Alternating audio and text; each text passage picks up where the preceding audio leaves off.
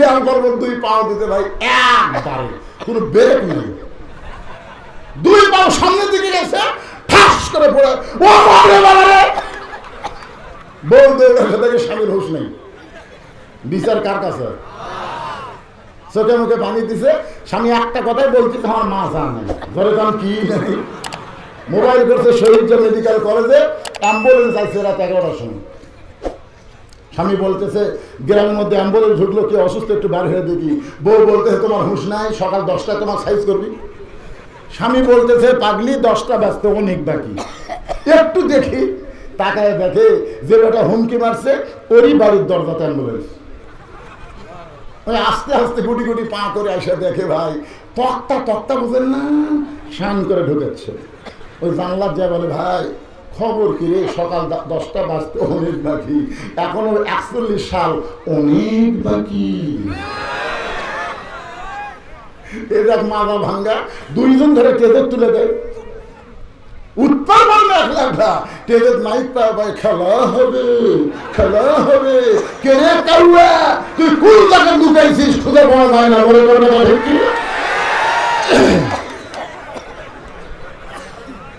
খেলবার গেলে মাথা বল থাকা লাগবে বলে বলেন, কথা ঠিক কিনা?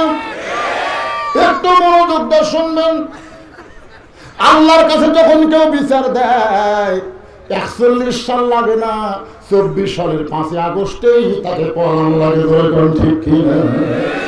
মেয়েটা বলতেছে পথিক 6 দিন হলে ওমরকে খুঁজতেছি, আমার বিশ্বাস আর 1-8 দিনের মধ্যেই হযরত ওমরকে পেয়ে যাব।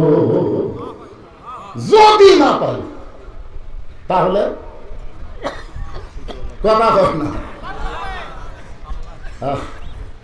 সঙ্গে সঙ্গে ওমর ফারুক বললেন, মা আসল জায়গার বিচার দেওয়া লাগবে না, আমি হলাম হযরত ওমর।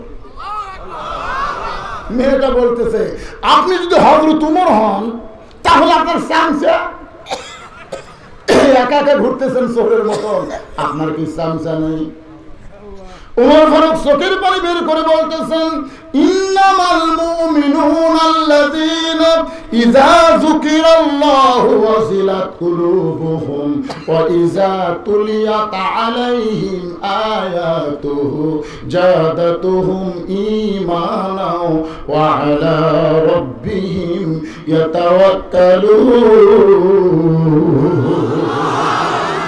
আল্লাহর কোরআন দিয়ে যখন রাষ্ট্র চলবে তখন র‍্যাব পুলিশ লাগবে না, পুলিশ নেতার চামচা না, পুলিশ হলো জনগণের খাদেম। ধরে কথা ঠিক কিনা? আমাদের টাকায় সারা পুলিশেরা বেতন নিচ্ছে আর আমাদের ছেলেদের বুকে গুলি করছে। কথা বলেন কথা বলেন। আর বলবো শীত কোনো পুলিশকে ডরায় না। কোরআনের মাহফিল বন্ধ করবো আয় তো দেখি কত বড় মরদ হচ্ছিস। আগে অ্যাঙ্গেলে বলতাম, আর কোনো অ্যাঙ্গেল চলবি না, ডাইরেক্ট মার করবি।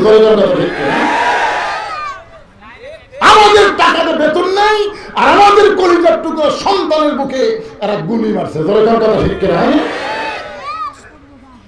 কি মনে করতেছে? ওমর ফারুক বললেন, মা মারে আল্লাহর কোরআন দিয়ে যখন রাষ্ট্র চলে তখন চামচা লাগে না, মা র‍্যাব লাগে না, বডিগার্ড লাগে না, স্বয়ং আল্লাহ তাআলা ও আলা রাব্বিহিম ইয়াতাওয়াক্কালুন, কেবলমাত্র তারা ভরসা করে তার উপর। এখন তোমার কাছে আমি জানতে চাই, এই পিছনে কি কিসের জটলা হচ্ছে পিছনে? যদি কারো মন বসবার না চায় আপনি সাইড মারেন, সাইড মারেন। ও শুনবেন না, কথা ঘুরবেন কেন? শুধুমাত্র মাহফিলের ভলেন্টিয়ার ছাড়া কেউ দাঁড়ায় থাকবে না। ভালো না লাগলে চলে যান। আল্লাহ কোরআনে বলেছেন, আকাল্লাযীনা কাফারু লা তাসমাউ লিহাযাল কুরআন, কাফিরের বাচ্চা যারা, তাদের কাছে আল্লাহর কোরআনের হক কথা ভালো লাগবে না। করে কথা ঠিক হ্যাঁ, ও কথা ঘুরবেন কেন? মন চাইলে বসেন, না বসলে চলে যাবে। জড়ো হওয়া চলবে না, কোনো জায়গায় 2-3 খাড়া হবে না, চলবে না।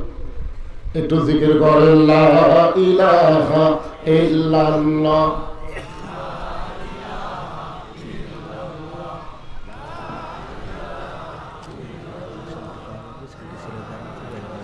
লা ইলাহা ইল্লাল্লাহু মুহাম্মাদুর রাসূলুল্লাহ। সকলে বলি সাল্লাল্লাহু আলাইহি ওয়াসাল্লাম। ওমর ফারুক বলে, মা 6 দিন হলে তুমি আমাকে খুঁজতেছ, কি দুঃখ তোমার মনে? এই দুঃখের কথা কি এখন বলা যায় না? মেয়েটা বলতেছে, আমিরুল মুমিনিন, আমার জীবনের সবচাইতে বড় দুঃখ হলো আমি 6 বছর বয়সে ঈমান গ্রহণ করেছি। শুধুমাত্র ঈমান গ্রহণ করার অপরাধে 12 বছর আমাকে জেলখানায় বন্দি জীবন কাটাতে হয়েছে। আপনারা বলেন তো মেয়েটার অপরাধ কি? আল্লামা সাইদি হুজুরের অপরাধ কি? মামুনুল হকের অপরাধ কি? মুফতি আমির হামজার অপরাধ কি? আপনারা এই কথাটাও জোরে বলতেছেন না কেন? আল্লামা সাইদি হুজুরের অপরাধ হলো কোরআনের হক কথা মানুষের কাছে পৌঁছানো। ধরে বলেন ঠিক কিনা? আপনার বলেন তো ইমামে আজম আবু হানিফা রহমতুল্লাহ আলাইহি কোন জায়গায় মৃত্যুবরণ করছে? কয় না। ইমামে আজম আবু হানিফার জীবনে পড়ে দেখবেন ওনার জীবনও যা, আল্লামা সাইদি হুজুরের জীবনও তাই, একেবারে ঘাটে ঘাটে মিলে গেছে। সেই সময়ের বাদশা ছিল আবুল মনসুর, বাগদাদের খলিফা আবুল মনসুর আবু হানিফা রহমতুল্লাহ আলাইহিকে রাজ দরবারে ডাক দিলেন।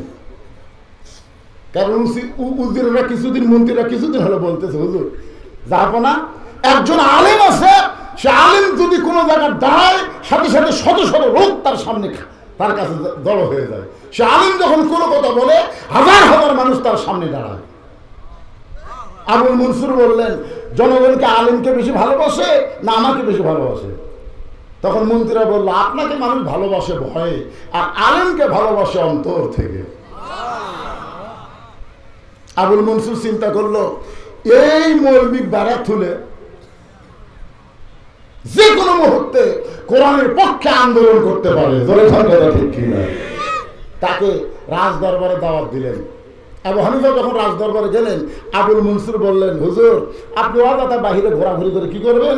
আপনাকে রাজ দরবারে একটা চাকরি দিব, সেই চাকরিটা হলো কাজিউল কুজ্জাত, সবচাইতে বড় বিচারক, প্রধান বিচারপতি। আবু হানিফা বললেন, বিচারপতির আসনে যখন আমি বসবো তখন কিন্তু আমি মনে করব আমি বিচারক না, বিচারক হলো আল্লাহ। আমি আল্লাহর আইন অনুযায়ী বিচার করবার চাই। আপনি কি চাবেন যে আমি বিচারপতির আসনে বসে আল্লাহর আইন অনুযায়ী বিচার করি? আবুল মনসুর বলে, না, আল্লাহর আইন চলবে না, আমার আইন অনুসারে বিচার করা লাগবে। আবু হানিফা বললেন, মানুষের তৈরি আইন দিয়ে বিচার করব আর মরার পরে জাহান্নামে যাব, এটা চলবে না। শুধুমাত্র চলবে না বলার কারণেই তাকে জেলে বন্ধ করলো। আল্লামা সাইদি হুজুরকে ধর্মমন্ত্রীর পদ দেবার চাইছিল। কথা ঠিক কিনা? আল্লাহ মামুনুল হক জেলখানা থেকে বাইরে সেই কথাগুলো সব প্রকাশ করে দিছে। কারণ তার সঙ্গে তার কিছুদিন একই জায়গায় থাকার সৌভাগ্য হয়েছিল। তিনি যশোরের মাহফিলে বললেন, আল্লামা সাইদি হুজুরকে বড় বড় পদ দিবার চাইছিল, কিন্তু পদগুলো না নিয়ে তিনি কারাবরণকে পছন্দ করলেন। কোন অপরাধ নাই, অপরাধ একটাই, কোরআনের হক কথা বলা। মেয়েটা বলতেছে, আমার জীবনের সবচাইতে বড় অপরাধ হলো 6 বছর বয়সে ঈমান গ্রহণ করছি। শুধু ঈমান গ্রহণ করার অপরাধে 12 বছর আমাকে জেলখানায় বন্দি জীবন কাটাতে হয়েছে। সকালবেলা 3টা করে চাবুক, বিকালবেলা 3টা করে চাবুক মারছে। আমার দেহের এমন কোন জায়গা নাই যে জায়গায় চাবুকের আঘাত লাগে নাই। ইয়া আমিরুল মুমিনিন, আপনি যখন রোম পারস্য দখল করলেন, আমি যেই দেশের জেলখানায় বন্দী ছিলাম ওই দেশটা হলো রোম দেশ। ওই রোমের জেলখানার দরজা যখন আপনি খুলে দিলেন, আপনি ঘোষণা করলেন মুসলমান যখন কোন রাষ্ট্র দখল করবে ওই রাষ্ট্র তখন আল্লাহর কোরআন অনুযায়ী চলবে। আর আল্লাহর কোরআন দিয়ে যখন কোন রাষ্ট্র চলবে ওই রাষ্ট্রে কোনো জেলখানার দরকার হবে না। জেলখানার দরজা মুক্ত পাইয়া আমার দাদা হলো খ্রিস্টান, আমার বাবা হলো খ্রিস্টান, আমি খ্রিস্টানদের কাছে না গিয়া একজন মুমিনের 6 দিন হলে 2 পাহাড়ের মাঝখানে ঘুরতেছি। যদি আপনার দেখা পাই, আপনার কাছে এই দুঃখী মেয়েটা একটু আশ্রয় চাই। ওমর ফারুক বললেন, মা আমি তোমাকে আশ্রয় দিবার পারবো না। মেয়েটা বলতেছে, আপনি আমাকে আশ্রয় দিবেন না? ওমর ফারুক বললেন, না মা, আশ্রয় দেওয়ার মালিককে, তবে ইসলাম তোমাকে অধিকার দিয়েছে। মেয়েটা বলতেছে আমিরুল মুমিনিন, ইসলাম আমাকে কি অধিকার দিল? আপনারা বলেন তো, কোরআন দিয়ে যখন বাংলাদেশ চলবে, নারীদের অধিকার আছে না নাই? দরকার আছে না নাই? এক বক্তা ওয়াজ করছে স্বামীর পায়ের তলে বউয়ের জান্নাত। আপনারা বলেন তো, স্বামীর পায়ের তলে বউয়ের জান্নাত, এটা কি সত্যি কথা না ভুয়া কথা? সত্য। পৃথিবীর কোন পুরুষের পায়ের তলে জান্নাত নাই, জান্নাত আছে নারীর পায়ের তলে। সেই নারী যদি মা হয়, ঠিক কিনা? এখন ফাটা পাওয়ার তেল দিলে নামাজ পড়ে দোয়া করে, আল্লাহ আমার জান্নাত একটা হুর দিও আল্লাহ। বউ কই খেরে, আমি করি খেদমত, তুই চাস হুর। একদিন সাহস করে বলছে, হুর কি গো? বলে সুন্দরী, তোর মতন বেয়া খাই যাবে। দুনিয়াতে ঠকছি মরার পর আর ঠকবো না রে, এই জন্য জান্নাত আমি হুর চাই। বউ কই কত গরমের মধ্যে ভাত তরকারি পাক করে দিই, কারেন্ট গেলে পাখা দিয়ে বাতাস করি, ফাটা পাও ভ্যাজলিন দিই, আর ওই হামাক বাদ দিয়ে হুর চাই। তাও বলছে আমার নাকি সাইজ নাই, বেয়া সাইজ না, এক ধান্দার থাকে কি। পরের দিন নামাজ পড়ে বলতেছে, আল্লাহ আমাকে জান্নাত দিও, জান্নাত একটা হুরে দিও। স্বামী তো হুরা কি রে? বলে হুরা হলো সুন্দর যুবক, তোমার মতন পাও ফাটা না। দুনিয়াতে ঠকছি মরার পর আর ঠকবো না। আপনারা বলেন তো, স্বামী স্ত্রীর মধ্যে মহব্বত হবে না গন্ডগোল হবে? যতদিন পর্যন্ত কোরআন চালু না হবে, ততদিন স্বামী স্ত্রীর মধ্যে গন্ডগোল হবে। যেদিন আল্লাহর কোরআন দিয়ে রাষ্ট্র চলবে, সেদিন প্রত্যেকটা পুরুষ বুঝতে পারবে, হুন্না লিবাসুল লাকুম ওয়া আনতুম লিবাসুল লাহুন্না। স্বামী হলো বিবির পোশাক, বিবি হলো স্বামীর পোশাক। সুবহানাল্লাহ। আপনি খালি ফাটা মত খেলেন, ওর মুখত যে ভ্যাজলিন দেওয়া লাগবে সেটা আপনি জানেন না? আমার মায়েরা, পর্দার অন্তরে যারা বসে আছেন, একটু মনোযোগ দিয়ে শোনেন। ওমর ফারুক বললেন, মা, আল্লাহ তোমাকে আশ্রয় দিবে আর ইসলাম তোমাকে অধিকার দিয়েছে। মেয়েটা বলতেছে, আমিরুল মুমিনিন, ইসলাম আমাকে কি অধিকার দিল? ওমর ফারুক বললেন, মা, এখন তোমার বয়স কত? মেয়েটা বলতেছে, 6 বছর বয়সে ঈমান গ্রহণ করছি আর 12 বছর নির্যাতন সহ্য করছি, দুইটা যোগ করলে 18 বছর হয়। ওমর ফারুক বললেন, 18 বছর একজন যৌবনা নারীর জন্য ইসলামের বহু অধিকার আছে। তার মধ্যে 1 নম্বর অধিকার হলো ভালো একটা ছেলের সঙ্গে বিয়া বসা। যারা বলেন কি ছেলে? আপনারা বলেন ভালো বলতে আপনারা কাকে বুঝবেন? আলেমকে না জালেমকে? জালেম চাকরি করে প্রাইমারি, খাড়া হয়ে পেশাব করে। প্রাইমারি এক ছাত্রকে বলছিলাম, দাঁড়ায় পেশাব করার কারণে, কে রে খাড়া হয়ে পেশাব করিস? তোর স্যার তোকে শিখাইনি কেমনি পেশাব করা লাগে? তখন বলে, চাচা কি দেখুন, প্রাইমারি পেশাবখানা যাই দিকে আমার স্যারই খাড়া হয়ে পেশাব করে। এই শালা জালেম মাস গেলে 50,000 টাকা বেতন পায়। আর একটা আলেম মসজিদ ইমামতি করে, একটা মক্তব চলায়, আবার এক জুম্মার খুতবা দেয়, হাফিজি মাদ্রাসায় চাকরি করে, বেতন সর্বসাকুল্যে 12,000। আলেমের বেতন 12,000, জালেমের বেতন 50,000। এখন আপনি মেয়েকে কার সাথে বিয়ে দিবেন? আর কথা কয় না, আর কথা কয় না, আসল জায়গায় হাত পড়েছে। এগুলো দেখার টাইম আছে? 12,000 টাকা দিয়ে বর্তমান যে বাজার দর, ওই কি খেলাবি? 50,000-এর সাথে বিয়ে দিলে আমার মেয়ের আর কোনো কষ্টই থাকবে না। আপনি জানেন আলেমের গুণ বোঝেন?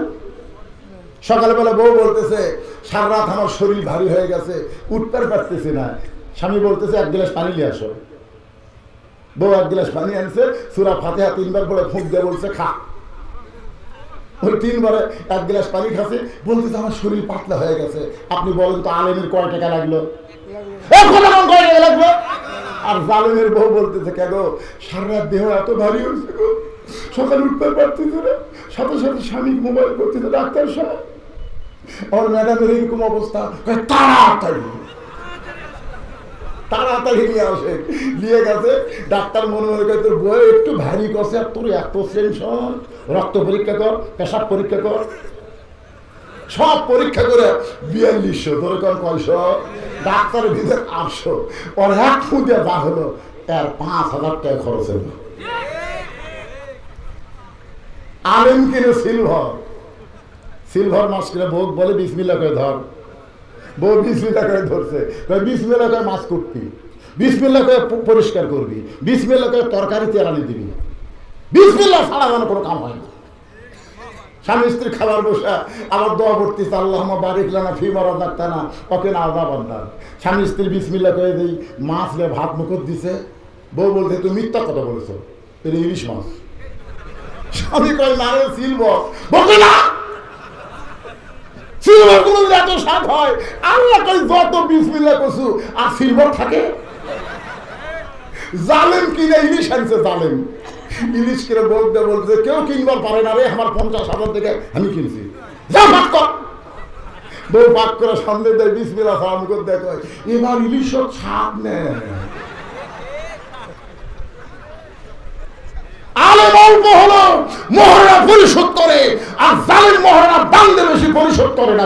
কথা বলে না, কথা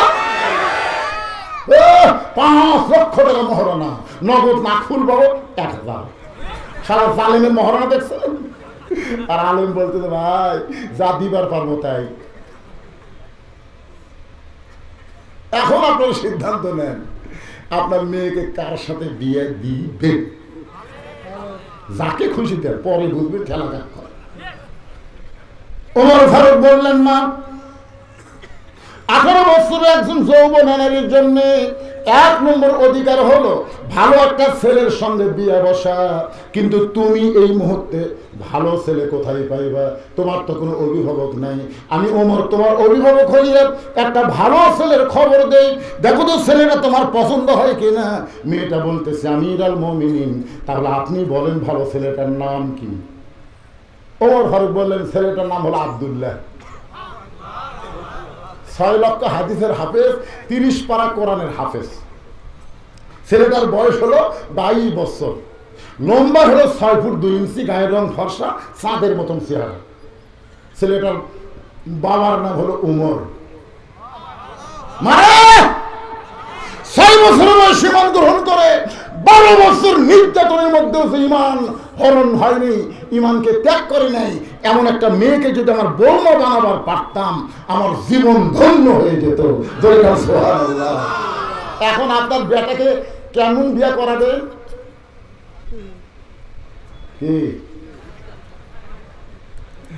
আমার ছেলের বউ মাস্টারি করে, তুই বুড়ে একদিন খোঁজলে দেখতো তাহলে মাস্টারি করে না অন্য স্যারের সাথে ওভার ডিউটি মারে, খোঁজলে দেখ।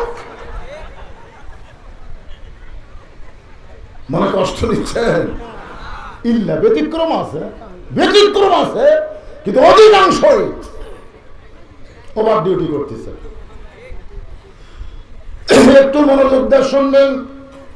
ওমর ফারুক বললেন মা, তোমার মতো একজন মেয়ে যদি আমার বৌমা হতো তাহলে আমার বাড়িটা রোশনাই হতো।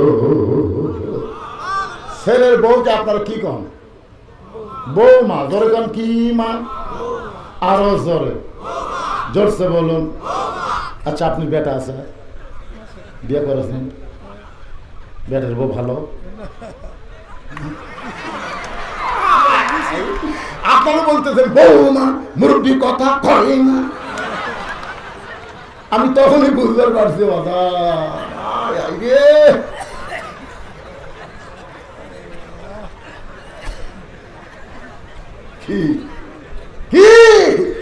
নিজের চোখে দেখা। আমার শ্বশুরকে আমার বউ 7 তরকারিতে ভাত দেয়। আমার শ্বশুর সোমবারে আসবে, শনিবার থেকে আমার বউ আমার কান গরম করে। আমার বাপ কিন্তু ট্যাংরা মাছ খায়, পাতাশি খায়, আমার বাপ দেশি মুরগি খায়, আমার বাপ গরুর কলজা খায়। আমি সবগুলো এনে দিছি, ওই সব পাক করে আমার শ্বশুরের সামনে তুলে ধরছে। শ্বশুর লিভার চায় না, জোর করে দেয়। শ্বশুর কয় এই জন্যই তো তোর বাড়িতে আমি আসি না, মানুষ এত খাওয়ার পরে। মেয়ে খালি কয় আরে 1 টুকরা খান বা। আমার কলজা ভরে গেল, মেয়ে তার বাপকে এত ভালোবাসে, কিন্তু আমার কলজা আগুন ধরলো যখন আমার বাপ। আমি তাকায় দেখি আমার বাপ খালি বিস্কুট খায়, আর কিছুক্ষণ পর এই লোক এইদিকে ঝুলে। আমি বললাম বিস্কুট খায়, লোকটা খিলাল করে, কারণ কি? আমি কাছে গেলাম, সালাম আব্বা কেমন? তুই ভালো বিস্কুট চোখে দেখিস না? যতবার আমি আসি তোর বউয়ের কি বিস্কুট দেয় রে? দাঁতের সাথে লেখা যায়।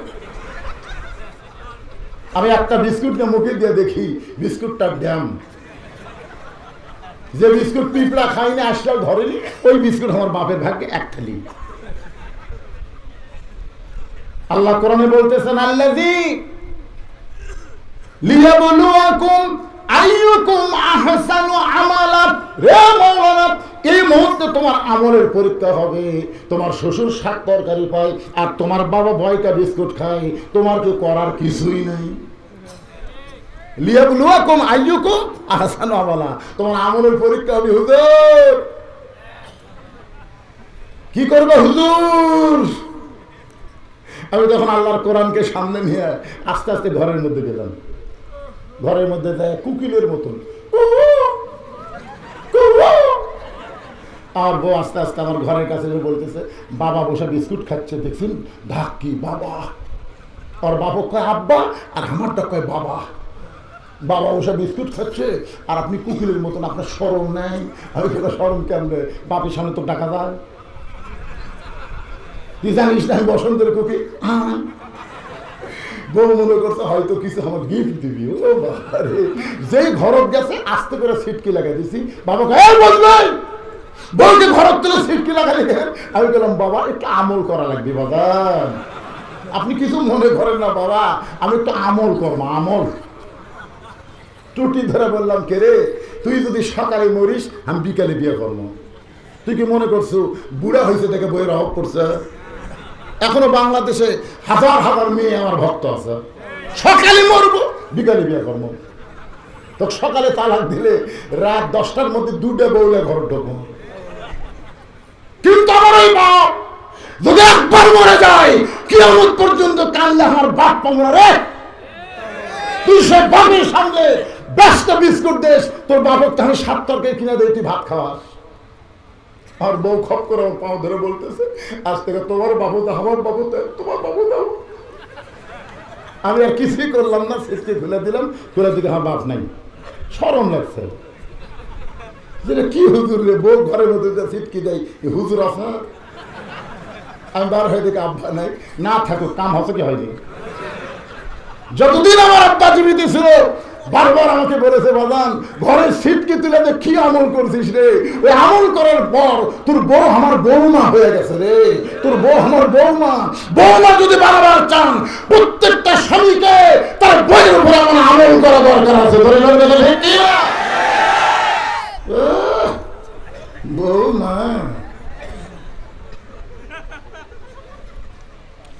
ঘিরে হাসেন কে বাজান? প্রত্যেকটা ঘরের মধ্যে দেখবেন এমন বৌমা তৈরি হচ্ছে, ওর বাপের বাড়ি সব পছন্দ করে, স্বামীর বাড়ির কাউরে পছন্দ করে না। দেখতেন আর গ্রামের যদি একটা ফকির আসে, বউ কবি এটা আমার চাচা হয়। আর শ্বশুরের ভাই যদি ডাকে, আপনার তো আমি চিনি না। ওই তো চাচা শ্বশুরকে চিনিস না, তুই ফকিরের চাচা বানাস। আমার মায়েরা যারা পর্দার অন্তর আছেন শোনেন, ওমর ফারুক বললেন, মা আমি তোমাকে বৌমা বানায়া আমার বাড়িতেই তোমাকে অধিকার দিবার চাই। সঙ্গে সঙ্গে মেয়েটা ফোফায় ফোফায় কাঁদতেছে। ওমর ফারুক বললেন, মা আমার আব্দুল্লাহ কি তোমার পছন্দ হয় না? তুমি এমন করে কেন কাঁদতেছ? মেয়েটা বলতেছে, আমিরুল মুমিনিন আপনি কিন্তু বলেছেন ভালো একটা ছেলের সঙ্গে বিয়ে বসার আমার অধিকার আছে। ওমর ফারুক বললেন, মা আমি যেই ছেলেটার খবর দিলাম এই ছেলের চাইতে ভালো কোনো ছেলে নাই। মেয়েটা বলতেছে, আমি একটা ছেলের নাম বলবো, আপনি দেখবেন তো এই দুইটার মধ্যে কোনটা ভালো। ওমর ফারুক চমকে উঠছে, কি রে আমার আব্দুল্লাহ চাইতে ভালো ছেলে দুনিয়াতে কে আছে? সঙ্গে সঙ্গে মেয়েটা বলল, ছেলেটার নাম হলো হোসাইন, বাবার নাম হলো আলী, মায়ের নাম হলো ফাতেমা, আর নানার নাম হলো মুহাম্মাদুর রাসূলুল্লাহ। সঙ্গে সঙ্গে ওমর ফারুক বসে পড়ছে, বসে মাটি ধারতে বলতেছে, মা এমন একটা ছেলের নাম তুমি কইলা, আমার আব্দুল্লাহ ভিতরে থাকাতে ওর কথা আমার মনেই নাই। মেয়েটা বলতেছে, এখন আপনি বলেন এই দুইটার মধ্যে কোনটা ভালো, আব্দুল্লাহ ভালো না হোসাইন ভালো? ওর হরকের মনে পড়ে গেল জোহরের নামাজ। কোন নামাজ? আল্লাহ রাসূল প্রথম রাকাতের শেষ দরজা 3 বার সুবহান রাব্বিল আলা বলে সেজদা থেকে মাথা তুলছে, পরে যেই মাত্র সেজদা দিচ্ছে আর সেজদা থেকে মাথা ওঠে না। প্রত্যেকটা সাহাবী 100 বার সুবহান রাব্বিল আলা কয়, কিন্তু নবী সেজদা থেকে মাথা তোলে না। উমরের চিন্তা হলো, কে রে, নবী কি সেজদাতে অসুস্থ হলো নাকি? মাথা তুলবার চায়, কিন্তু আতিউল্লাহ ও আতিউর রাসূলের কারণে মাথা তুলবার পারে না। অনেক সময় পরে নবী সেজদা থেকে মাথা তুললেন, 2 রাকাত 3 রাকাত 4 রাকাত নামাজ পড়ে নবী যখন সালাম ফেরালেন, ওমর ফারুক বলে, ইয়া রাসূলুল্লাহ, আমার বেয়াদবি নেবেন না। প্রথম রাকাতে 3 বার সুবহান রাব্বিল আলা ঠিকই আছে, কিন্তু দ্বিতীয় রাকাতে দ্বিতীয় সেজদায় এত লম্বা সেজদা দিলেন, কারণ কি? আল্লাহ রাসূল বলে, এই সাহাবীরা, তোমরা কি দেখোনি? আসলে কেউ দেখবে? সেজদা থাকলে দেখা যায়? এই তোমাকে ফাঁকের মধ্যে দিয়ে কোন সময় হোসেন এসে আমার পিঠের উপর বসলো, আমি সেজদা থেকে মাথা তুলবার চাই, কিন্তু মাথা তুলবার গেলে তো হবে না, ওকে আমার পিঠের উপর থেকে নামাতে হবে। আমি সেজদা থেকে হোসেনকে যখন পিঠ থেকে নামাবার চাই, নামাজের মালিক আল্লাহ বলে, হাবিব, যতক্ষণ হোসেন আপনার পিঠে বসে থাকবে আপনি হোসেনকে নামাবেন না। আজকে শুনে নেন, আপনি যেমন হোসেনকে ভালোবাসেন, আমি আল্লাহ তেমন ভালোবাসি। আপনারা বলেন তো, আল্লাহ হোসেনকে ভালোবাসার কারণ কি? আপনি জানেন, যেদিন কারবালার প্রান্তে হোসেন 72 জনকে রওনা দিল, সেদিন ওমর ফারুকের ছেলে আব্দুল্লাহ হোসেনের কাছে গিয়ে বলল, হোসেন ভাই, খামাকা গোয়ার কি করে কি হবে? এই সামান্য কয়জন নিয়ে যাচ্ছ, কুফার লোকেরা যদি তোমার সাথে বেঈমানি করে আর ইয়াজিদের লোকেরা তোমাকে যদি হত্যা করে। সঙ্গে সঙ্গে হোসেন বলেন, আব্দুল্লাহ রে, তোর বাবা ইচ্ছা করলে তোকে খলিফা বানাবো পারতো, কিন্তু তুই আব্দুল্লাহ রে খলিফা না বানায়া উসমানকে খলিফা হওয়ার সুযোগ কেন দিল? উসমান গুরি তার সন্তানকে খলিফা বানাবার পারতো, কিন্তু তার সন্তানকে খলিফা না বানায়া আমার বাবাকে খলিফা হওয়ার সুযোগ কেন দিল? এই আব্দুল্লাহ, তুই যে আমারে বলতেছিস খামাকা গোয়ার কি করতেছি? আমার বাবা দুনিয়া থেকে বিদায় নেওয়ার পরে আমার হাসান ভাইকে খলিফা দিবার পারতো, কিন্তু না দিল। আমিরে মাবিয়া খলিফা হলো, কিন্তু আমিরে মাবিয়া আবু বকর, উমর, উসমান, আলীর পথ না ধরে নিজের সন্তান ইয়াজিদকে খলিফা বানালো। নবী ইসলামকে জলাঞ্জলি দেওয়া যাবে না, দরকারে জীবন দেব, বাতিলের সঙ্গে হোসেন আপোষ করবে না। বলবেন ঠিক কিনা? আপোষ করছে? করছে, জীবন দিছে। আল্লাহ হোসেনকে ভালোবাসার কারণ, আমাদের রংপুরে সারা জীবন রংপুরের লোককে আমরা মুফিস করছি। মুফিস, আমার এলাকায় রংপুর কাজ করবার আসলি, এ মুফিস, কিন্তু এখন থেকে কান ধরে তওবা করছি, রংপুরের লোককে আর কোনোদিন মুফিস বলবো না, কারণ রংপুরের আবু সাইদ সর্বপ্রথম বাতিলের বিরুদ্ধে জীবন দিয়েছে। মার মার, আপনার ওই ভিডিও দেখছেন, এই কথাটা দেখছেন? আপনারা বলেন তো, আবু সাইদকে প্রথম যখন গুলি করলো, আবু সাইদ কি মাটিতে বসেছে? দেখছেন? গুলি করার পরে আবার সামনে এসে আবার গুলি করছে, আবার গুলি করছে। এরপর আবু সাইদ কিন্তু পিছন থেকে দৌড় দেয়নি, ওখানে বসেও নি, আবার সামনে যখন দাঁড়ায় থাকে আবার গুলি করছে। তখন এক ভাই দৌড়ে এসে চিন্তা করতেছে, এত গুলি করে তারপরে ছেলেটা মাটিতেও বসে না, চিৎকারও দেয় না, কান্নাকাটিও করে না। এক ভাই দৌড়ে এসে যখন ওর হাতটা ধরছে, তখনই কিন্তু মাটিতে ঝুলে পড়ছে। জোরে খান কথা ঠিক। এই দৃশ্য দেখার পরে বাংলাদেশের প্রত্যেকটা যুবকের রক্তের মধ্যে আগুন ধরে গেছে, রক্তের মধ্যে আগুন ধরে গেছে, যে বাতিলের গুলি ইমানদারের কোনো ক্ষতি করতে পারে না, বরং ইমানের পাওয়ার আরো বাড়ায় দেয়। আপনি কি মনে করছেন আবু সাইদ মরিছে? আমার গ্রাম সম্পর্কে আসাদ ভাই আমার মোবাইল করে বললো, হুজুর আমার একটা ছেলে হয়েছে, আমি নাম রাখতে চাই, আপনি একটা ভালো নাম কন। আমি চিন্তা করলাম, এই মুহূর্তে বাংলাদেশের সবচেয়ে ভালো নাম হলো আবু সাইদ। হাসিনা পড়ে গেছে আবু সাইদের জীবন দেওয়ার কারণে। জোরে করে কথা কন না। তা আমি আমার ওই ভাইরে কইলাম, ভাই একটা ভালো নামের খোঁজ আমার কাছে আছে, তুমি যদি পছন্দ করো রাখতে চাও তাহলে নামটা বলবো। কেন আপনি হুজুর মানুষ বলে? আমি বললাম ছেলেটার নাম রাখো আবু সাইদ। আমার ভাই বলতেছে, আলহামদুলিল্লাহ হুজুর, আবু সাইদের কথা মনে নাই, মনে থাকবি না, এখন তার নাম বেটার নাম আবু সাইদ তুলে সবসময় মনে থাকে, জোরে কথা ঠিক। ছেলেটার নাম রাখছে আবু সাইদ। কিছুদিন পর আমার খালা, ওর ওনার মেয়ের একটা মেয়ে হয়েছে, আমার খালা মোবাইল করে বললো, বাদান যত আমরা সন্তানের নাম রাখি তোমার কাছ থেকে শুনি, আমার মেয়েটার একটা মেয়ে হয়েছে, আমার নাতনি হয়েছে, নাতনিটার নাম কি রাখবো? তাই বললাম, খালা একটা ভালো নামের খোঁজ আমার কাছে আছে। বলে কি নাম বাবা? আমি বললাম হাসিনা। হাসিনা তুমি কে বলা একটা জালেমের কথা কও। বাবা রে, হাসিনা নাম তোমার কথা শুনে তা খেতে গেছে ভাই। আমি তখন মনে করলাম, বাংলাদেশের মানুষ যদি সজাগ থাকে 100 বছরে কোন মেয়ের নাম হাসিনা রাখবে না। এখান থেকে কি বুঝলে? আল্লাহ রাস্তায় যারা জীবন দেয় তারা মরে, আর জালেমেরা বাঁচা থাকলেও বাঁচে।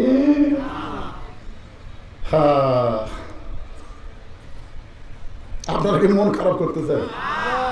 এই কমিটির লোকেরা আমাকে বলেছে, হুজুর আমরা বেশি রাত ওয়াজ করি না, 11টার উপর আমরা যাই না। কিন্তু আমি তখন চিন্তা করলাম, আমি এমন একটা বক্তা ভাই, আমি ঘড়ির দিকে তাকে ওয়াজও করি না। এই মুরব্বী, বাবা মুরব্বী কও, এখন বিপদ রে, বসেন বাবা, বসেন বসেন, আল্লাহর রাস্তে বসেন বাবা। মুরব্বী কলেও খেবে, মুরব্বী কয়। এই ছেলেরা হাজার হাজার টাকা খরচ করে এই জান্নাতের বাগান লাগাইছে।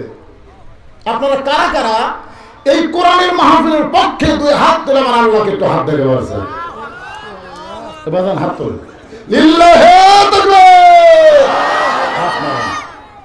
এখন আপনাদেরকে আমি বলবো যে বাংলাদেশে আগামীতে এই কোরআন দিয়ে বাংলাদেশ চলুক, এটা কারা কারা চান? 2 হাত তোলা দেখেন।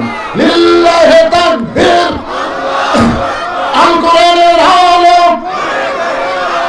আর ঘরে ঘরে না, এখন ডাইরেক্ট মার হবে।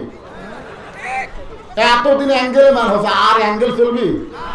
আল কোরআনের আলো সংসদে আমরা আগামীতে কোন জালিমকে সংসদে পাঠাবো না, ভালো মানুষগুলোকে নির্বাচন করে আমরা সংসদে পাঠাবো, ঠিক কিনা? তাহলে আল কোরআনের আলো সংসদে জালো, আল কোরআনের আলো। আলহামদুলিল্লাহ। আমাকে বলছে, হুজুর আপনি একটু সবার কাছে বলবেন যে এই মাহফিলের জন্য সবাই যদি 10, 20, 50 টাকা 100 টাকা করে দেয়, তাহলে আমাদের প্রতি বছর মাহফিল করা সম্ভব হয়। তো এখন যদি আপনাদের কাছে ব্যাগ যায়, রুমাল যায়, আপনারা কারা কারা 1 টাকাও দিবেন না? না এরকম কেউ যদি থাকে, আর এই মুহূর্তে টাকা না দিয়ে যারা উঠবি, আমরা দোয়া করবো আল্লাহ 1 সপ্তাহের মধ্যে যেন প্যারালাইসিস হয়। যেরকম কি হয়? আপনার কি মনে করেন কোরআনের ক্ষমতা আছে না নাই? অনুনাজ্জিলু মিনাল কোরআনি মা হুয়া শিফাউ ওয়া রাহমাতুল লিল মুমিনিন। আমরা দোয়া করব আল্লাহ এই কোরআনের মাহফিলে 10 টাকা 20 টাকা দিয়ে হলেও তারা সহযোগিতা করবে, 1 বছর যেন ডাক্তারের কাছে যাওয়া না লাগে। এই জন্য কারা কারা দিবেন আল্লাহকে একটু হাত দেখে তো দেখি। যারা দিবেন, যা পারেন, 10 পারেন, 5 পারেন, 20 পারেন, লিল্লাহি তাকবীর। এই ব্যাগেলারা কোথায় রে? ব্যাগেলা হাত তোলো, কয়টা আছে? কোন দিকে সেট করা আছে? বাম সাইড, এই সাইডে। আচ্ছা তোমরা ঢুকে যাও, বাগান ঢুকে যাও, আর আপনারা পকেট থেকে বার করেন 10, 20, 50, 100 যে যা পারবেন আল্লাহর রাস্তায় আপনারা দান করবেন। এই মুহূর্তে ওটা বাদ দিয়ে একটু জিকির করেন, কেউ উঠবেন না। লা ইলাহা ইল্লাল্লাহ।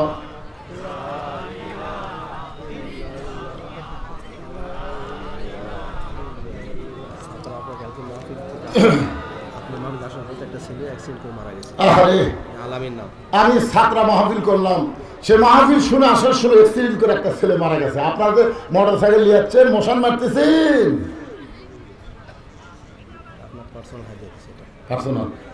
মশান মারা চলবে না। বাড়িতে যাইছি, বাড়ি যাওয়ার গ্যারান্টি নাই, ঠিক কিনা ভাই রে? আসার সময় ছেলেটা অ্যাক্সিডেন্ট করে মারা গেছে। মহিলাদের প্যান্ডেলেও যাবে, কারা যাবে? মহিলাদের প্যান্ডেলে সেট করা আছে, আপনারা যান, মায়ের আল্লাহর রাস্তায় দান করবেন।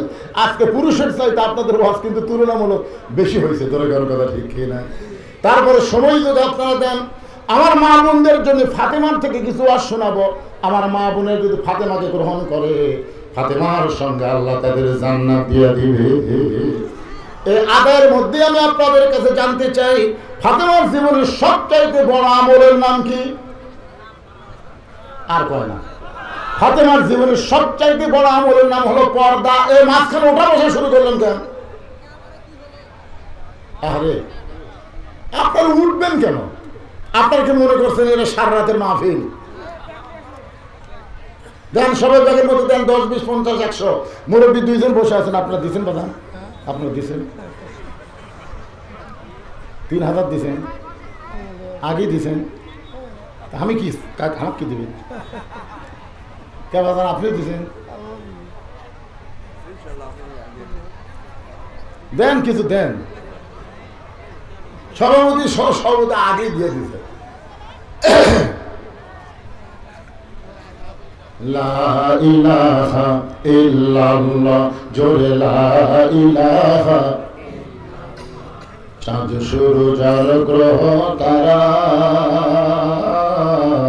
আল্লাহ নামের পাগল পারা। আমার আল্লাহ নামের এতই দয়া,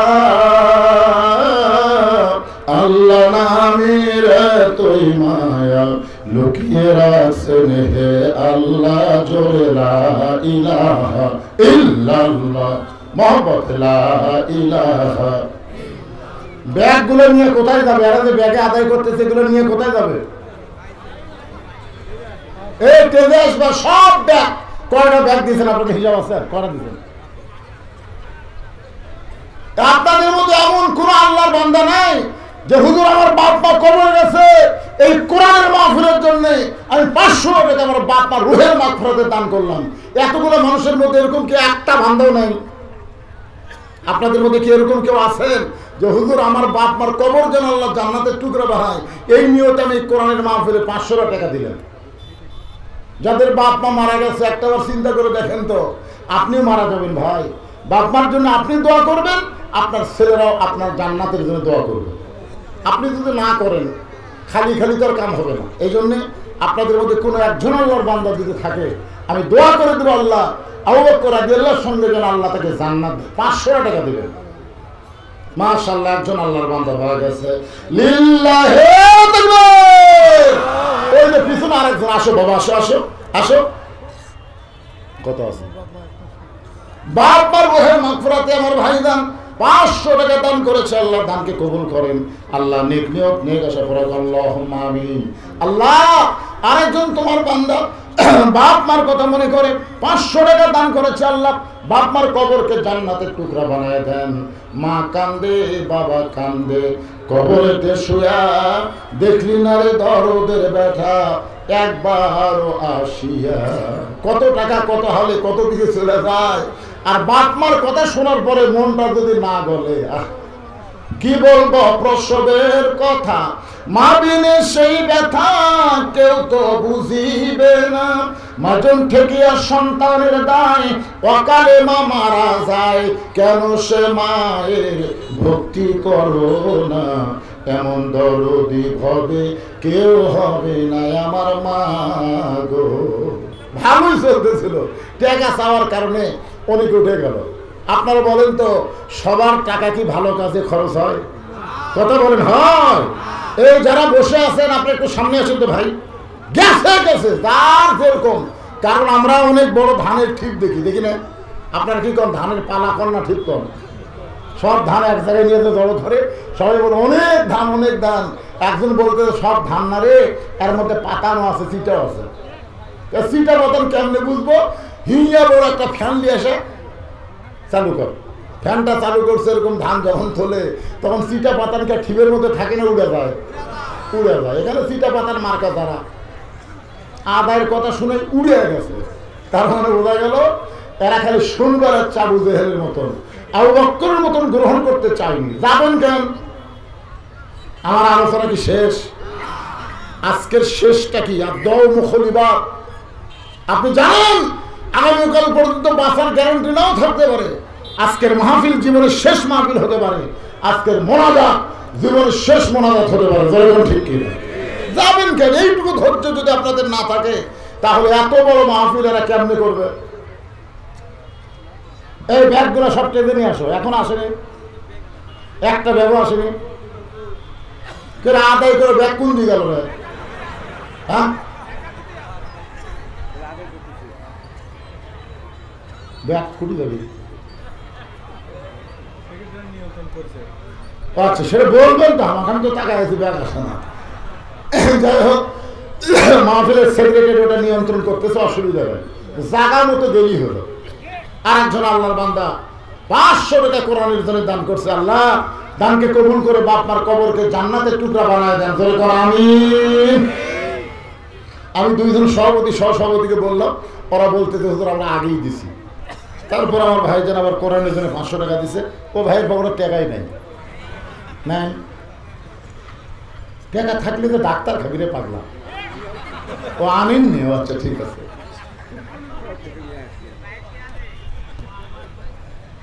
না না, এইরকম জাগাত বসে বাড়ির টাকা তুলে হবে, তো কিছু টাকা নিয়ে আসা দরকার আছে। যাক আলহামদুলিল্লাহ, আনে না, দিছে উনি, না দিলেও পরে দিবে, সমস্যা নেই। মহব্বতে জিকির হবে লা ইলাহা ইল্লাল্লাহ, লা ইলাহা ইল্লাল্লাহ, লা ইলাহা ইল্লাল্লাহু মুহাম্মাদুর রাসূলুল্লাহ সাল্লাল্লাহু আলাইহি ওয়াসাল্লাম। রাসূল বলেন, সাহাবীরা রে, তোমরা যখন শহীদান ছিলাম ওই সময় হোসেন এসে আমার পিঠে চড়ে বসেছে। আমি হোসেনকে পিঠ থেকে নামাবার চাই, কিন্তু নামাজের মালিক আল্লাহ ডাক দেবার, হাবিব গো আপনি নামাবেন না, হোসেন যতক্ষণ পিঠে থাকবে আপনাকে সেজদার মধ্যেই থাকতে হবে। হোসেন যখন পিঠ থেকে নামা যায় আমি তখন সেজদা থেকে মাথা তুলি। ওমর ফারুক বুঝবার পারছে যেই হোসেন নবীর পিঠে চড়ে বসলে আল্লাহ না চাইলে নবী নামাবার পারে না। সেই হোসেনকে মেয়েটা পছন্দ করেছে। আমার আব্দুল্লাহর কাছে হোসেনকে রাখা যাবে না, হোসেনের কাছে আব্দুল্লাহ থাকতে পারবে না। পারবে? জুমার দিন সব মুসল্লি মসজিদের মধ্যে, আর আব্দুল্লাহ আর হোসেন খেলাধুলা করতেছে। আব্দুল্লাহ আর হোসেন খেলাধুলা করতেছে। হোসেনের হাতে একটা কলম ছিল, যেরকম কি ছিল, কলমটা ফেলে দেখে আব্দুল্লাহ কলমটা দিত। আব্দুল্লাহ কলম এনে হোসেনকে দেয়, আবার ফেলে দেয়। এ আব্দুল্লাহ কলমটা হাত দে। আব্দুল্লাহ দৌড়ে গিয়ে কলম এনে হোসেনকে দেয়, আবার ফেলে দেয়। হোসেন বলতেছে আব্দুল্লাহ কলমটা দে, বারবার তুই কলম ফেলে দিস, আর আমি তো কলম দেবো, আমি কিন্তু চাকর নাকি? দুইজনই কিন্তু বন্ধু। হোসেন বলতেছে তুই না রে, তোর বাপও আমার চাকর রে। তুই খালি তুই না, তোর বাপ আমার চাকর। সঙ্গে সঙ্গে আব্দুল্লাহ দৌড়ে মসজিদ নববীর কিনারে গিয়ে দাঁড়ায়, কান্দের বলে বাবা হোসেন আমাকে চাকর বলেছে, এমনকি আপনাকেও চাকর বলেছে। খুতবা শেষ করার পর ওমর ফারুক আব্দুল্লাহ হোসেনকে ডাকতে বললেন, বাজান তুমি নাকি আমার আব্দুল্লাহর চাকর কইছো, আমারও চাকর কইছো, এইটা কি তুমি কাগজে লিখে দিবার পারবা? এইটা কি তুমি লিখে দিবার পারবা? হোসেন বলতেছে যেইটা মুখে বলেছি সেইটা লিখে দেওয়া তোমার কোনো আপত্তি নাই।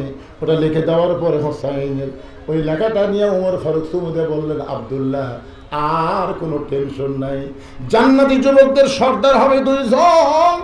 সাইদুস শাবাব, আল্লাহ রাসূল বলেছেন সাইদুস শাবাব আহলে জান্নাহ, হাসান হোসেন রাদিয়াল্লাহু তাআলা আনহুমা জান্নাতি যুবকদের সর্দার হবে 2 জন, হাসান আর হোসেন। হোসেন যখন তোকে আর আমাকে গোলাম বানাইছে আর কোনো টেনশন নাই, বিনা বিচারে হাসানের গোলাম হওয়ার কারণে আল্লাহ আমাদেরকে জান্নাত দিয়ে দিবে। তাহলে আব্দুল্লাহ ভালো না হোসেন ভালো? এইটা ওমরের কাছে যখন শুনবার চাইছে, ওমর ফারুক বলতেছে মা আমার আব্দুল্লাহর চাইতে তোমার হোসেন পছন্দ করা হোসেন কোটি কোটি গুণ ভালো। মেয়েটা বলতেছে হোসেনের মতন ভালো ছেলে থাকতে আপনার আব্দুল্লাহর সঙ্গে বিয়া বসবো। যে সমস্ত মায়েদের এখনো বিয়া হয় নাই, আমি তাদের জন্য নসিহত করতেছি, মা সামনে আসছে শুভদিন, চিন্তা ভাবনা করে নিন। আপনারা কার সাথে বিয়ে বলবেন? টুপিওয়ালা দাঁড়িয়ে দেখলে খারাপ লাগে? সম্পর্কে আমার খালাতো বোন আমার কয় ভাইজান আমার স্বামী শাকিব খানের মতন সুন্দর। স্বামীকে নিয়ে যখন বাইরে যাই রাস্তার মেয়েরা খালি কুত্তের মতন তাকা থাকে আমার স্বামীর দিকে, আমার খুবই খারাপ লাগে ভাই। এমন কোনো দোয়া আছে যে দোয়া আমল করলে আমার স্বামীর দিকে আর কোনো মেয়ে মানুষ তাকাবে না? আমি বললাম আমল কিছুই না, তোমার স্বামীকে চাচা বানাও। যেই কয়েছি চাচা বানাও, আমার খালাতো বোন বলে হুজুর আপনার কাছে দোয়া চাইলাম, আমার স্বামীর চাচা কিভাবে এটা বলা যায়? বলবার করি তো, বানাবার করছি। তোমাকে কি চাচা বলবার করছি? ঠিক মতো মোবাইলের শব্দটা শুনবে, চাচা বানাও। কিভাবে চাচা বানাবো? বলে হাত পাও ধরে আর দাড়ি থোয়ার ব্যবস্থা করো। এতে স্বামীর পাও তেল দেয় হাত পাও ধরে দাড়ি থোয়ার ব্যবস্থা করছে। এখন দাড়ি 4 আঙ্গুল হয়ে গেছে। ওই এখন স্বামীর না যখন বাইরে যায়, একটা মেয়ে মানুষ আর স্বামীর দিকে তাকায় না, কেউ তাকায় বলে চাচা আসসালাম আলাইকুম। কি ভাবতেছেন মায়েরা, কি ভাবতেছেন? নিজের স্বামীকে যদি নিজের জন্য রিজার্ভ করবার চান, তাহলে দাড়ি টুপিওয়ালারা কখন খারাপ হতে পারে না। প্রত্যেকটা মেয়েরাই বিয়ে করবি নায়ক, আর বিয়ের পরে আলেমের মতন স্বামীর ভালোবাসা পাবে, এটা কখনোই সম্ভব না। আপনারা বলেন তো, নায়ক যারা সবচেয়ে সুন্দর যারা, এগুলো চরিত্রের কোনো গ্যারান্টি আছে? এটা শাকিব খান। যে মেয়ে মানুষ চিকন হয় আমার কাছে যায়, ওই যে কি মন্ত্র জানে মোটা বানায়। আর মামুনুল হক বিবাহ করেছে, বাতিল সরকার ধর্ষণের কেস দিয়ে তাকে জেলখানা বন্দি করছে। অনুবীক্ষণ দিয়ে তদন্ত করে দেখে, ও বাবা রে, মামুনুল হক তো ধর্ষণ করা দূরের কথা, ওই মেয়েটাকে আগেই বিবাহ করেছে। একটা আলেম কোনদিন কোন মেয়েকে ধর্ষণ করতে পারে? কথা বল না কেন পারে? আল্লাহ কোরআনে বলেছেন ইন্নামা ইয়াখশাল্লাহ মিন ইবাদিহিল উলামা। দেখবেন সমস্ত ছেলেরা ভালো হওয়ার চেষ্টা করবে। ভালো ছেলের 1 নম্বর গুণ হলো মহরার টাকা নগদ দেওয়া লাগবে, ডিমান্ড নেওয়া যাবে, কথা কয় না। যারা মুরব্বী তারা বলতেছে না। এক লোক সারা জীবন ঘুষের চাকরি করতে, বুঝলেন, ঘুষের চাকরি করে এসে বুড়া বয়সে আল্লাহ বলতেছে, আল্লাহ আজ থেকে তওবা করলাম, আমি আর জীবনে কোনোদিন ঘুষ খাবো না। যখন চাকরি নাই তখন তওবা করতেছে, আমি আর জীবনেও ঘুষ খাবো না। আল্লাহ 2 কান্দের দিয়ে ফেরেশতা কয়, কে রে শয়তান, তোর চাকরি আছে? চাকরি যতদিন ছিল ততদিন তুই ঘুষ বন্ধের তওবা করিসনি, আর এখন চাকরি গেছে তওবা করতেছিস। বুড়া মানুষ বলতেছে, আল্লাহ আর জীবনে আমি চুরি করবো না। আল্লাহ আল্লাহ কয় তুই চুরি করবে দিলেও তার পারবো না, তুই নিজেই লড়া পারিস না, কেমন চুরি করবি? আমি যুবকদেরকে বলতেছি, যারা এখনো বিয়ে করেনি তাদেরকে বলতেছি, আপনাকে বলতেছি, আবার বিয়ে করবেন। এখানে কি 10টা যুবক আছে এখন পর্যন্ত বিয়ে করেনি, বিয়েতে ডিমান্ড নেবে না, এরকম কোন যুবক আছে যে হাত তুলে বলবে হুজুর আমি বিবাহ করিনি, বিবাহে মহরণা নগদ দিব, ডিমান্ড নেব না? একটা যুবক দিকে হাত তুলেন তো দেখি। কেবারে হাত তুলছে খাটো করে, পিছনে খারাপ হবে দেখি, খারাপ হবে দেখি। দেখেন তোর চেহারা দেখে কি মনে হয়? এতক্ষণ পর্যন্ত যে ওয়াজ করছি মিল আছে না নাই? মিল আছে না নাই? একটা দাড়ি ছাঁচা খাড়া পারলো। এক মেয়ের বাপের বাড়ি গিয়ে দেখি একটা মোটর সাইকেল কিনে থাকছে, তো মোটর সাইকেলের যে ট্যাঙ্কির কাছে দোপা, পিছন দিকে সিট উঠছে, এরকম দোপা, বুঝলেন, তারপরে পরকার সিট এইরকম উঠছে। আমি মেয়ের বাপকে বললাম, ভাই এরকম বিয়া সাইডে মোটর সাইকেল কিনেছেন কেন? বলে ওদের শালা জামা মোটর সাইকেল আছে। আমি এখন মোটর সাইকেল কিনে না, এমন ভাব করতে হুজুর দেখে আমার জামাই শালা এই দোফার মধ্যে থাকবি, আর আমার মেয়ে উঁচের বসবি, আর ঘাড়ের উপর হাত দিয়ে ওই মোটর সাইকেল চালাবে, আর মেয়ে ওর ঘাড়ের উপর হাত দিয়ে থাকবি। ডিমান্ড নিলে কি হয় দেখ। নিয়ত করেন যারা বিবাহ করেন নাই, মহানা অল্প হলেও নগদ দিবেন, আর কোন ডিমান্ড না চলবে। আলতা দিগির মাহফিলকে আল্লাহ কবুল করুক, যখন আমিন। আস্তাগফিরুল্লাহ রাব্বি মিন কুল্লি জামমি ওয়া আতুবু ইলাইহি লা হাওলা ওয়ালা কুওয়াতা ইল্লা বিল্লাহিল আলিয়্যিল আযীম। আমাকে আগেই বলেছে হুজুর আপনি তুলে দেব আগে, 11টার আগে মাহফিল শেষ করা লাগবে। 11টা পার হয়ে গেছে, আপনাদের দিকে খেয়াল করে আমি 15-20 মিনিট ওয়াজ বেশি করলাম। আল্লাহ আমাদের সবাইকে আমল করার তৌফিক দিন, আমিন। মোনাজাতের পরে আমার লেখা একটা বই আছে সুন্নাতের বাগান, কেউ যদি নেন এই বইটা কিন্তু দান। আপনারা 50 টাকা দান করবেন বইয়ের বিনিময়ে, খালি খালি না, বইটা নেবেন 50 টাকা দান করবেন, এর 1 টাকা আমার জন্য খাওয়া সম্পূর্ণ হারাম, সমস্ত টাকা আমার এতিম অনাথ মাদ্রাসার জন্য ব্যয় করা হয়। মোনাজাতের পরে যদি কেউ পারেন, টেজের উপর সামান্য কয়টা বই আছে, আপনারা 50 টাকার বিনিময়ে বইটা নেবেন। আল্লাহুম্মা আমিন। আল্লাহুম্মা আনতাস সালাম ওয়া মিনকাস সালাম তাবারাকতা ইয়া যাল জালালি ওয়াল ইকরাম। মাবুদ, বহু কষ্টের বিনিময়ে আজকের আলতা দিঘি মাহফিল, আল্লাহ হাজার হাজার টাকা খরচ করে, আল্লাহ হাটে বাজারে ভিক্ষা করে, কত কষ্ট করে তোমার বান্দারা আজকের জান্নাতের বাগান লাগাই দিচ্ছে। আল্লাহ ও মাবুদ, মুনাজাতের সঙ্গে সঙ্গে মাহফিলের সমাপ্তি হবে, আগামী বছর পর্যন্ত আমরা বাঁচবো তার কোনো গ্যারান্টি আমাদের নাই। হতে পারে আজকের মাহফিল আমার জীবনের শেষ মাহফিল, হতে পারে আজকের মোনাজাত আমার জীবনের শেষ মোনাজাত। যদি জীবনের শেষ মোনাজাত মাহফিল হয়, তাহলে আজকের মাহফিলের উসিলায় আমাদের সকলের জীবনের তামাম গুনাহ আল্লাহ মাফ করে দিন। যারা কষ্ট করে মেহনত করে টাকা পয়সা খরচ করে জান্নাতের বাগান লাগাইছে, তাদের সকলকে আল্লাহ আপনি মাফ করে জান্নাতি কবুল করে। আল্লাহ মাহফিলের শুরু থেকে মোনাজাত পর্যন্ত যত আয়াত তেলাওয়াত করা হয়েছে, হাদিস শরীফ বলা হয়েছে, দোয়া দরুদ জিকির আজকার হয়েছে, আল্লাহ কবুল করেন।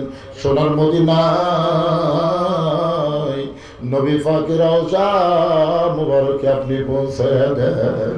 तमाम আম্বিয়ায়ে কেরাম, আসহাবে কেরাম, তাবিঈনে কেরাম, तमाम পৃথিবীর মাটির নিচে যত মুমিন মুমিনা শুয়ে আছে, আল্লাহ সকলের আরওয়াহ ফরহাদ দিয়া কবুল করেন। আমরা যারা হাত তুলেছি, আমাদের জনম দুঃখী মা যাদের কবরে গেছে, ছোট্ট একটা শব্দ হলো মা, যাদের মা নাই তারা বুঝতেছে। কতদিন বউকে বলেছিলাম ওয়াজ করে বাড়ি আসবো, তুমি চেতন থেকো, কিন্তু কোনোদিন দেখলাম না।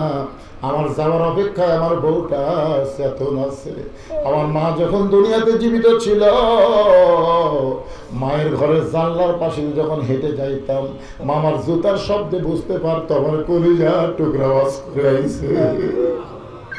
মা যখন দরজা খুলে দিত, আমি বলতাম মা আমি আমার বইয়ের জন্য অপেক্ষা করতেছি, দরজা খুলবে, আর তোমার তো আমি ডাক দেইনি, মা তুমি কেমনে দরজা খুললে? মা কান্দের বলে পাগল রে, সন্তান বাহিরে গেলে মায়ের চোখের ঘুম ধরে না। এই দরদের মা, এই দরদের মা যাদের কবরে গেছে, আল্লাহ মেহেরবানি করে মায়ের কবরটাকে তুমি জান্নাত